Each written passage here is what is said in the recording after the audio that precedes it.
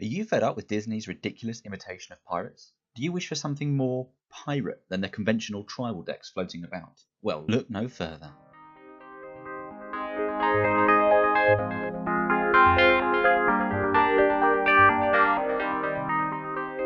Hey, it's Vincent here from Vincent Games, your untapped source of Magic the Gathering content.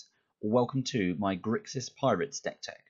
To be honest, I feel like I've been let down a bit by the Pirates of Ixalan. They seem a bit lackluster when they come together.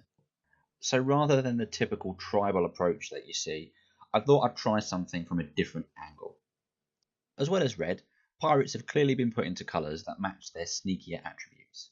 So with that in mind, I decided to focus on cards that are devious, disruptive and downright pirate. Cue Siren Stormtamer, Kitesail Freebooter and Warkite Marauder.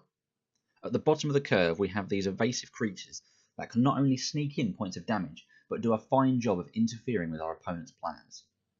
4 Stormtamer Sirens to protect our creatures from removal, and 4 Kitesail Freebooters to do a fine job of plundering our opponent's choice spells, and the 3 Warkite Marauders allow us the underhand tactic of blanking opposing creatures to make activating Raid easier. And speaking of Raid, we have 2 Deadeye Rig Hauler and a red splash for 3 Protean Raider. The Rig Hauler can provide a small tempo advantage and can really make our opponent's draws feel clunky, especially if they're combined with our disruptive creatures or removal. The Protean Raider is essentially an undercosted clone, the only drawback being we need a creature to attack with to activate the clone effect, which isn't much of a drawback considering that's how we need to kill our opponent anyway. At worst, it could come down as a 2-2 pirate. But unlike the clones of old, it won't kill itself on an empty board. And at best, it comes down as the nastiest creature on the table. Or another copy of Kitesail Freebooter. Or Deadeye Rig Hauler to really annoy your opponent. Next up is the card that got me the most hyped about Rivals of Ixalan. Direfleet Daredevil. This little 2-drop, that will almost never be cast on turn 2, ever, is the real deal. Play this on turn 3 against mono red, steal a shot from their graveyard and burn one of their creatures. Okay. Play this late against Grixis mid-range to Vraska's Contempt one of their planeswalkers. Don't mind if I do. Oh, and let's not forget about the 2/1 first striker. That almost feels like a bonus at this point. The potential for this card to do a Ravenous Chupacabra impression or steal a backbreaking spell from your opponent is very real and something my inner pirate approves of. Only running 3, as drawing too many of these may not be ideal if your opponent's grave is shy of targets, but the power level of this card is not to be underestimated. What kind of pirate deck would this be without Hostagetaker? At this point, I don't think the card needs much introduction. I will simply say that it definitely fits the pirate theme of stealing.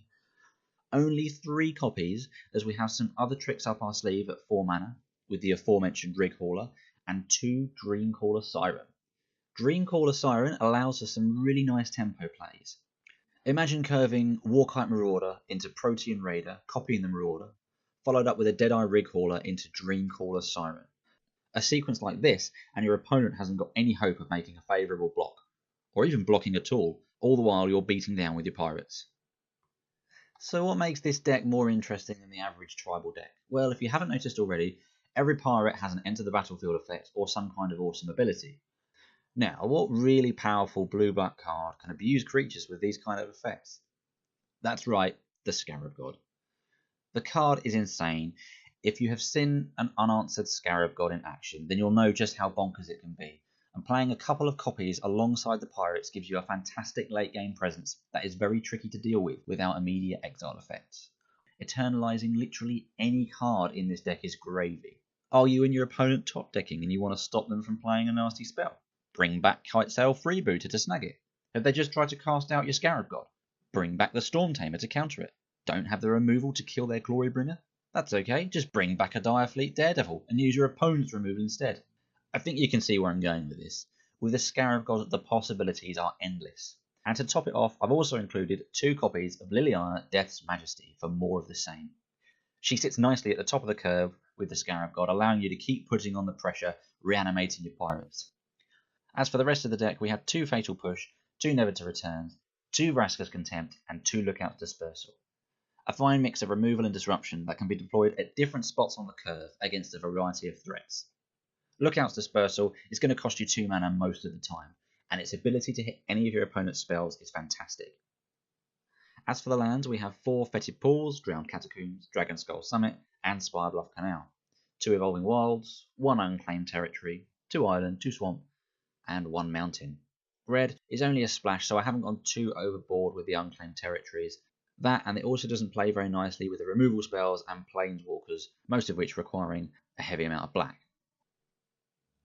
As for the sideboard, we have some simple but powerful cards to help against certain strategies. 3 Duress and 3 Negate to help against control, as well as tokens, and potentially some amount of these can be useful against other mid-range strategies. 3 Abrade against Godfarrow's Gift or Mardu vehicles. Fatal Push for any cheap aggressive creatures like mono red or green black counters.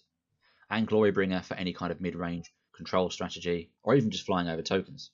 And finally, 2 Vraska's Contempt for tricky gods, planeswalkers, or creatures. And there you have it, a different take on Pirates that forgoes some of the more traditional tribal synergies and tries to play a more powerful mid-range game and get maximum pirate greed out of recurring threats. There are a few Pirates matter elements to it, but they're an added bonus and not something the deck relies upon to enact its game plan. Instead, this deck uses disruptive creatures, tempo, and removal to try and outfox its opponent, backed up with reliable late-game haymakers to seal the deal. Like what you see? Do you think I've left any cards out that should be here? If you have any ideas that you want to see turned into a deck tech, let me know in the comments below. In the meantime, if you've enjoyed this video, then please consider subscribing. It keeps you up to date with all the videos I produce, and is a great way to show support for the channel. Thanks very much for watching, and stay tuned for more.